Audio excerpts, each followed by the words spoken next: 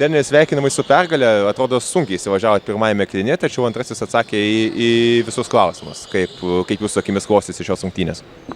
Jo, teisingai pastebėjot, pirmas kėlinys toks gan apylygus buvo, varžovės gan visai neblogai 1-1 žaidė, bet antram kėlinį ta agresyvesnė mūsų gynyba padarė savo. Skirtumas jau kaip ir aiškus, atrodo jau galima po truputėlį galvoti ir apie Daugpilį, tačiau kas bus svarbiausia atsakomos rungtynėse, kokius tikslus kelsite savo komandai? Tai, ko gero, manau, bus viskas tas pats, kas antram kėlinį. Tai Kristė, jau perkat bilietus į Daugpilį?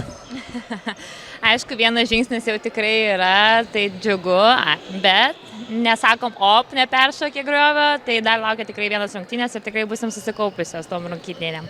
Ganėtinai sunkiai šiandien atrodo įsivažiavote, tačiau antrasis kėlinys atsakė visus klausimus. Kas pasikeitė tarp pirmojo ir antrojo, kad matėme tokį ryškų skirtumą jau rezultate? Tai manau, kad įjungėm tą antrą bėgį, pradėjom biškiai agresyviau gintis, asmeniškai gintis, tada jau kažkiek pasipylė tų klaidų iš atleto ir mes galėjom jau greičiau ten užatakuoti tas greitas atakas. Nu ir faktas, susitvarkėm atkovotus kamuolius ir tik tiek tai reikėjo gynybos. Skirtumas jau kaip ir aiškus, tačiau kas bus svarbiausia atsakomosiose rungtynėse?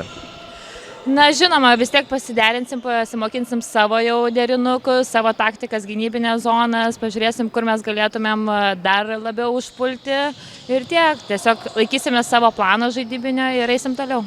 Trenerė, atrodo, puikiai pradėjo komanda rungtynes, kurį laikas intriga, tačiau antrajame kėlinyje 30-0 toks tas rezultatas.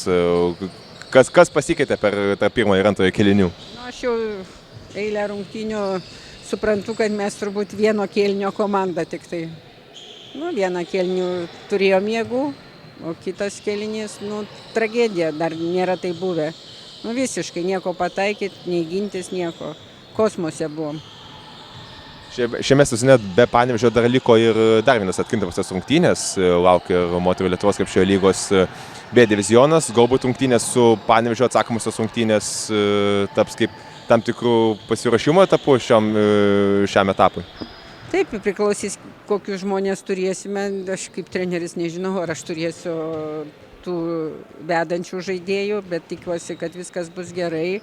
Ir taip, tos rungtynės Panevėžy ir šitos jau galvoju apie Lietuvos čempionato atkrintamasis. Bandysim priešintis. Čia jokių šansų neturim.